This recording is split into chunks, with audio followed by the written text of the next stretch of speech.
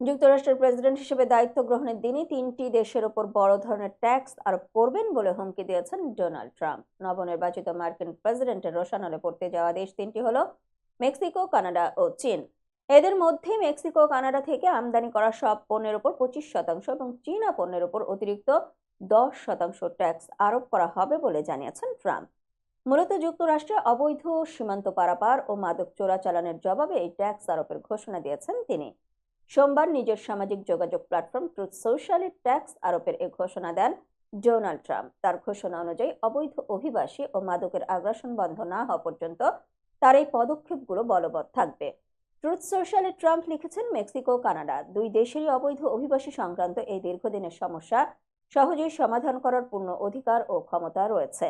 আমরা তাদের কাছে এই ক্ষমতা ব্যবহারের দাবি করছি এবং যতক্ষণ পর্যন্ত না তারা তা করবে ততক্ষণ পর্যন্ত তাদের বড় মূল্য দিতে হবে। পরবর্তীতে আরেক পোস্টে যুক্তরাষ্ট্রের নবনির্বাচিত প্রেসিডেন্ট লিখেছেন, যুক্তরাষ্ট্রের ফেনটানিল চোরাচালান বন্ধে পদক্ষেপ না নেওয়া পর্যন্ত সব ধরনের শুল্ক ছাড়াও চীনের ওপর আরও অতিরিক্ত 10% শুল্ক আরোপ করা হবে।